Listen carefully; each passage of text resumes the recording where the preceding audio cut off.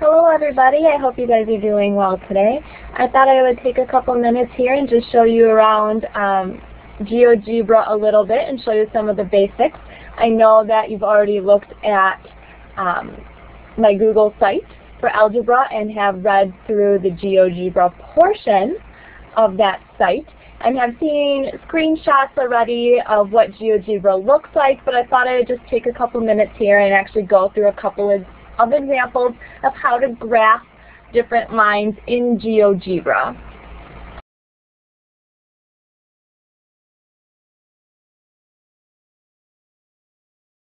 So the first thing I'm going to do for you is I am going to bring up my GeoGebra program right here.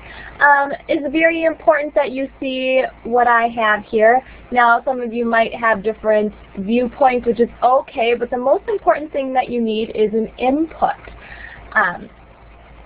If you don't see the input bar there, go to the view portion on the toolbar above here and go to input bar and make sure that show is clicked. Sometimes that gets unchecked there and it won't appear, but you do need to have that selected in order to write your function in. Now when you write your function, you do not need to type f of x equals or y equals. You can simply just type in x plus 5. Okay, so I typed in x plus 5 and I'm going to hit enter. And that is going to give me my line. Now I can zoom in or out, and I just said that reverse. This is zooming in and this is zooming out. As much as you want, you can move it around. I'm going to just kind of keep it centered there. Now I zoomed in and out using my mouse. I have a scroll mouse, so that's how I zoom in or out. Okay.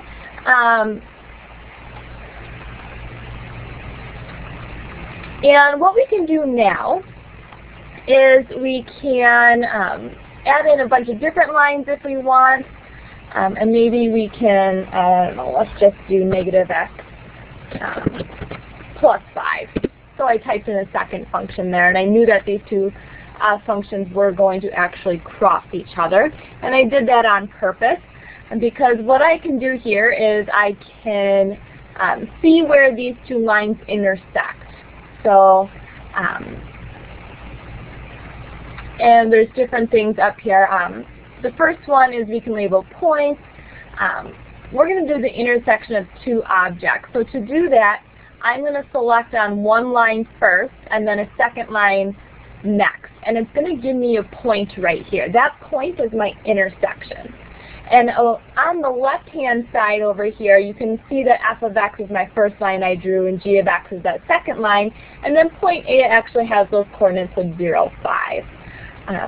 So these are just kind of the basic things that we can do here. Now, when we talk about quadratic equations, and that isn't until semester 2, you're able to find the vertex of a quadratic equation, your intercepts, and all that kind of stuff as well with GeoGebra. But again, that's not until semester 2, but the process is still very similar to that. You can graph a point. Zooming in and zooming out is probably going to be the biggest thing there, so that you can see your entire graph on GeoGebra. Okay.